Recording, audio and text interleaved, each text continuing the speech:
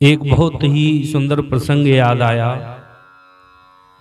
एक बार महाराज चैतन्य महाप्रभु जी रास्ते से चलते चलते एक नदी के किनारे बैठे हुए गीता जी का पाठ करते हुए एक ब्राह्मण के ऊपर उनकी नजर गई। थोड़ा वो रुके और उस ब्राह्मण की ओर देखा। वह ब्राह्मण गीता जी का पाठ कर रहा है। वह ब्राह्मण बड़े प्रेम पूर्वक गदगद कंठ से गीता जी का पाठ कर रहा था। उसका सारा शरीर रोमांचित था और उसकी आंखों से अश्रु धारा बह रही थी।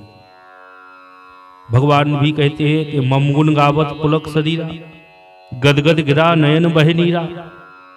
मेरा गुणगान करते समय शरीर रोमांच हो जाए और आंखों से अश्रु धारा बहने लगे।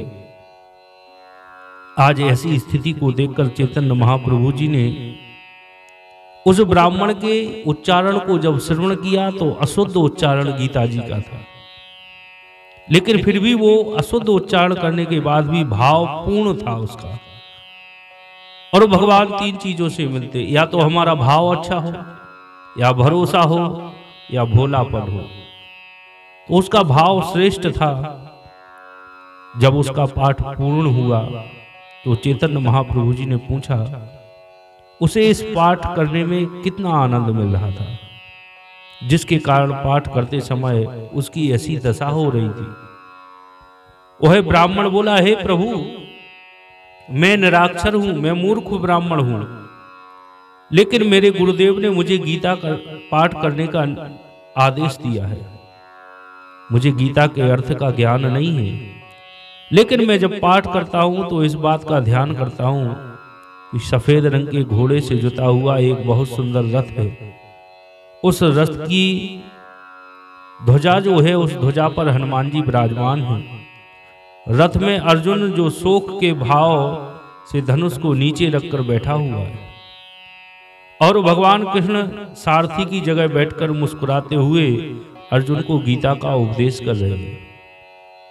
भगवान की इसी रूप माधुरी,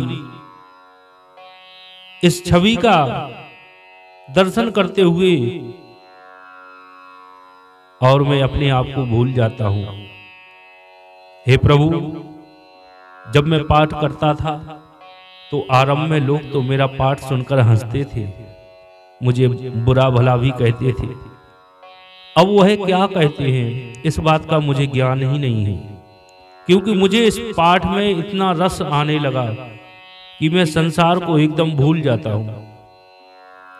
ब्राह्मण की बातों को सुनकर महाप्रभु मुस्कुराते हुए बड़े ही ब्रह्म सुर में बोले, तुम धन्य हो ब्राह्मण, गीता का असली जो अर्थ है वह तुमने समझ लिया है। भगवान शुद्ध अथवा अशुद्ध पाठ करने से प्रसन्न अथवा अप्रसन्न नहीं होते, वे तो भाव के भूखे हैं। और चैतन्य महाप्रभु के ऐसे वचनों को सुनकर ब्राह्मण अत्यंत प्रसन्न हो गया। एक कथा और आती है। एक बार मीरा जी भाव विभोर होकर भजन गा रही थी। कोई संगीतकार वहां बैठे थे। उन्होंने भजन में डिस्टर्ब ना हो और दूर जाके लिख दिया कि भजन को राग से गाइए। मीरा जी ने जब उस बात को पढ़ा है तो मीरा जी मुस्कुरा के बोली, मेरे कन्हैया को, मेरे सांवरे सलोने को राग नहीं, उसे तो अनुराग पसंद है। प्रेम से जो गाया जाए, प्रेम प्रबल प्रेम के पाले पढ़कर हरि को नियम बदलते देखा, वो तो प्रेम का भूखा है। राम ही केवल प्रेम प्यारा, जान ले है जो जानन हारा। वो प्रेम से ही प्राप्त हो सकता है। भाव विभोर इस कथा को सुनकर आप को जैसा अनुभव हुआ आप हमें कमेंट करके बताएं।